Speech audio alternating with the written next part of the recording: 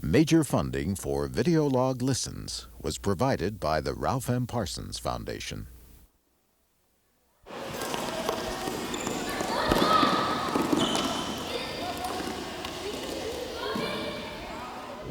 Now, you are the assistant director? Yes, I am. And I just found out that you've been coming here since you were how old? 6 years old. So you're an old timer here. You can pretty much say that. What did you think when you first came here at age 6? Why'd you start coming here? Well, I was pretty much new to the neighborhood. I just moved from Texas, and I really didn't know anybody. And there was a close neighbor that lived next to us, and his father brought me here. And one Saturday afternoon, and I just enjoyed it after that. So you've been coming here for how many years? Well, how old are you? I'm about 28 now. So you've been coming here for 22 years. Exactly, 22 years. Been a while. Did you have any idea that first day you walked in that you were going to be here 22 years later? I sure didn't. No, I didn't. Kind of grows on you, doesn't it? It does. I mean, I pretty much didn't have anywhere else to go, and since I lived here, and I said Salvation Army was pretty much a big thing for me. You know, it would be pretty hard to get me out of the center, because I would just stay glued to this place.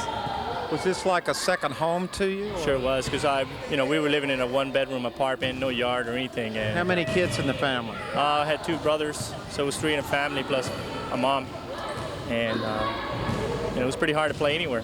Couldn't play in the streets, so I started coming to the centers. Had a great time ever since. Now, you live in the neighborhood. I sure do. Were you born and raised here? No, I was born in Houston, Texas, and I was raised here when I was about 7 years old. So you've been here for a while? Oh, yes.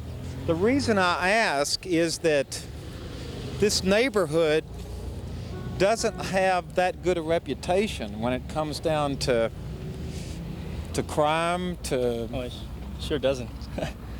Sure doesn't. There's been all kinds of shootings, gangs, gang problems, drug problems, and in this neighborhood itself, it's not really that bad. It's just that when you start going out towards the gang territories, which is about maybe 2 blocks from here, that's where it really starts. So this is your house right here? I know, down here.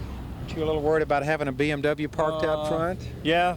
You could say that, but pretty much neighborhood knows who I am, really. So really? I get along really, really well with the neighborhood here. So because they know who you are, they would leave your car alone? Exactly. And well, like I said, pretty much I was raised here, and I grew up in the neighborhood, so they pretty much know who I am now. Is the neighborhood as bad as they say it is, or has it gotten a bad rap? It's really gotten a bad rap. It's really bad. Like I said, if you go up maybe 2 or 3 blocks up west side, and it's really bad. And I think that what really protects us here is probably the center itself and the school, because that when we do have any problems with shooting and gangs or drugs, and what we do is really call the police, and they'll come down really quick. There shouldn't be a problem with that. But what's it like for you to live in a neighborhood where you have to worry about that kind of stuff? Well, it's pretty rough. It's pretty rough. But like I said, I really don't run into any problems at all. No problems at all. And I could just maybe walk up the street and people will just say hi to me, and that's it. And that's where the line stops at. What if I walked up the street by myself? They would look at you pretty funny. They would probably think you were a detective or something, police officer. You think so? Yeah. Why? Because of my glasses? Well, maybe because of your color of your skin. Maybe the glasses would do it. Do you think I'd be in any danger? Possibility. In broad daylight? Broad daylight. Well, now, you see, that's the kind of thing that when people sitting at home hear you say that, that's the kind of thing that's causing people to move out of L.A. Exactly. I mean, if I have to worry about walking down a street in Los Angeles in broad daylight just because I'm white, you understand? Yeah, I sure do. It's really, I'm like I said, really saddened to say that, but it's really, I hate to talk about my neighborhood like that, but it's just that's the way it is. Do you have any sense of optimism about it at all, or do you think it's going to get worse? Or? Well, it's starting to clean up a little bit. I could probably say, but when I was growing up as a kid, I never had these kind of problems at all. We didn't have any drugs laying around the street or any gangs. I mean, the gangs was always around, but it wasn't as bad as it is now. I mean, you can just drive up there and there's a 12-year-old kid running around with a gun, you know. It's not like it used to be. Why has this happened? Well, it's hard to explain. It's really hard. Because when I used to go to school, if there was any gang interaction with the community, it would probably be, you know, just fighting with fists, and the highest weapon they would probably go up would probably be a baseball bat. But now it's just so, like, you can't even fight with anybody, because if you get into a fight, someone will just come by and shoot you. Pull out a gun and shoot Oh, you. yeah, exactly. And it's really sad. Well, now you're working right over here. That's the bright spot in the neighborhood. Do you think that you're really having any, is this place and the people who work there, are you having a positive impact on the community, do you think? Do you think you're making a difference? We sure are. Our main goal is trying to get these kids off the streets, you know, and I think we've been pretty successful with that. And a lot of these kids, I mean, after 2 o'clock on Saturdays when we're closed, a lot of these kids are just out in the streets, nowhere to go play at. I mean, you can't go to the park because there's gangs and drugs out there, and there's really nowhere they can really play at except at school. The school's doing a really good job by leaving the gates open for them to come in and play. But the center, it's a really big thing here for the community here. So if they didn't have that center in the afternoons, I don't know, you'd be having all kinds of kids running around here. It would be chaos. Okay, so you know every one of these boys here. I know pretty much everyone that walks by here. Now, are they on the way to the center? Exactly. They're on the way. You all on the way to the center? Yeah. Now, what are you going to do over there today? Play basketball. Now, are you over there every day? Yeah. So you go to school and then you come down to the center? No, but we're on vacation right now. We're all on vacations. Oh, you're on vacation? I go to this school right here. Uh-huh. But we just so it could play until we go in, we see a movie in my house. We almost do everything in my house, and when it's 2 o'clock, we come right here to the So house. you watch movies at your house and then you go down to the center? Yeah. What do you think about this guy right here? Now tell me the truth. He's a good guy because he could, if you don't know how to play basketball, he could teach you how to play well. So he's been teaching you how to play basketball? Has he been working with you all to teach you how to play basketball? Uh-huh. Yeah. So he's a great coach to us. So he's a good coach. Well, you're getting some pretty good reviews there. I sure am. You know, because usually a lot of these kids, what they do is when the center's closed, they'll come over and spend a little time with me. Watch a little ball game or something, and we'll just shoot over to a park or something sometimes. Go watch the USA game today? Maybe. Okay. Watch a little television here. That's what they usually do with me. Okay, fellas, we'll see you over at the center. Now, you know, see, that's what, you know, when you see kids like that, you think, wow, someday they might be in gangs. Yeah. It's really sad. I mean, I've seen kids that have died of gangs, and it's terrible because I've seen them when I've grown up with them, and just walk by the street and just see what happened up there, and then to tell you that, hey, you know, do you remember so and so? He just got killed. The kid was only 12, 13 years old. It's really sad. Where was this? Oh, this was maybe like 2 blocks from here. You know, it's really sad. Just recently? We'll say Thanksgiving. Wow. You know, just November. Now, do you know these people? No, not yet.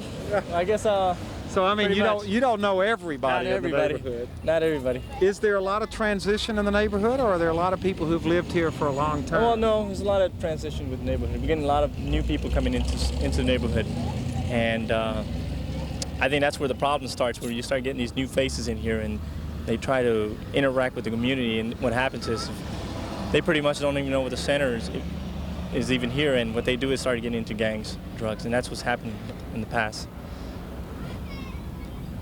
Well, good luck. Oh, we need it.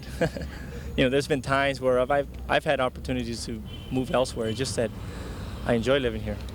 I really don't have any problems here. Would you feel like you were leaving a problem if you left, running away from something? Yeah. You know, a lot of people leave when they can. Yeah. And there goes. Well, no, not really. You know, I just enjoy living here. You know, my mom's been trying to get me out of here. She's saying, "Hey, come on, when are you going to come with us?" And she lives out in West LA now. And I said, "Well, no, I'm pretty happy here. You know, pretty happy. You know, I don't walk around the neighborhood much at night, but pretty much if I walk up the daytime, there's no problems at all. And you know, I haven't had any problems yet. I hope after this interview I don't." Do you think I mean, would that really make a difference? No, not really. I mean, not really. I'm just kidding. A lot of these people are just like watching us and stuff. They're saying, "Hey, what is this guy doing here?" Oh, you mean there would be people driving by? Oh yeah, they'd just probably be curious. They'll probably ask me, "Hey, what was going on the other day?" And I'll just go ahead and tell them, yeah, asking questions about the neighborhood and see what we can do better. So everybody knows everything that's going on, don't they? Sure do. You think people knew we were here 5 minutes after we got here? I'm pretty sure they would. The word would get around pretty quick. Well, to be quite honest with you, I'm glad I'm standing here with you. Oh, okay. There's no problem. Like I said, if you walk up that way, then it would be I think we would have some problems. I'll tell you what, we're going to walk this way. Okay, let's walk this way.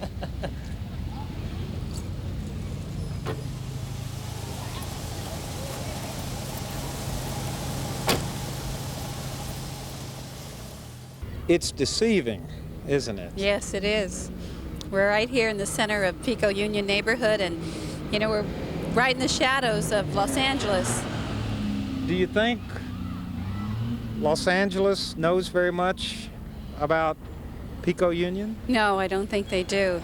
You know what I found when I came to this neighborhood is that it seems like the 110 freeway is the dividing line. It's east of the 110 freeway is downtown Los Angeles, the businesses, the skyscrapers, and then you've got the other side, west of the 110 freeway, is this neighborhood. And this is a real tough neighborhood. Now, how tough is this neighborhood? Well, we're right in the precinct, the Los Angeles Rampart Police Department precinct. And I was looking over some statistics, and this Pico-Union area, or the Rampart Police Department area, has the highest homicide, robbery, aggravated assault cases in all of Los Angeles County. Well, see, I'm very naive because I'm standing out here and I see, a playground. Mm-hmm. I see kids with their books coming into your center. On the surface, everything looks pretty good. Yeah, these kids have to face a lot of bad influences on the street. How do they cope with that? How do you, in the few hours you have with them every day, counteract everything else that's out there in their lives? Well, this Red Shield Youth Center has been in this neighborhood for over 50 years. And the neighborhood's changed quite a bit. But I think one thing that here at the Salvation Army Red Shield Youth Center we really focus on is creating a positive environment for the kids. When they come into the center and they become members, we go over rules and regulations and certain codes of conduct that's required of them. Mm-hmm. And we have some great staff that are positive role models that have been here for a long time. Some faithful staff members. Some people have been here 18 years, 12 years, 10 years. Yeah, but I mean, you've got them how many hours a day? We have them for about 4 hours a day. All right. Then there are 20 other hours in their day. There sure is. But the time that we have them here, it's a positive experience. And the Red Shield is looked upon as an oasis in this Pico-Union area. There is not really a youth center like it in this area. So these kids, if they didn't have the youth center, they would be out on the streets for those 4 hours. We've got them for 4 hours, and we're doing the best we can to make a positive impact on their lives. You never get depressed? Sometimes you get discouraged because you hear stories of a young 13-year-old that was a member at our youth center, and on Thanksgiving Day, just 2 blocks from our youth center, was gunned down by some gang members. Or a young man who's 16 years of age was coming to the youth center faithfully, came over from El Salvador with his father, and his father started his own business, a shoe business. And one day, it was 2:30 in the afternoon, again, just a few blocks from our center. Some gang members came in, wanted to rob him. He said he didn't have money, and they shot him. And the young man came here because he felt that we were family to him, and we really worked with different agencies to try and work out. Yeah, but it didn't work. He was shot. His father was shot, but the young man was here, and he found a place to come, to people to talk to. It's tough out there, and there are some sad stories, but I think that this place is a positive influence. We not are only open for young people, but in the evening we're open to adults as well. Mm-hmm. Now these girls over here, they're regular. They sure are. They're regulars? They are. You all come here every day, just about every day? Yes. And what kind of things would you do over here? We do exercise. We play basketball. We do a lot of fun things. They go camping and all that. It's very So you fun. like it here. Yeah. Where would you be if you weren't here? Well, right now I would be home watching television. What I usually do every day. That's it. Yeah. You like this better, don't you? Yeah, it's very fun. We had lots of fun.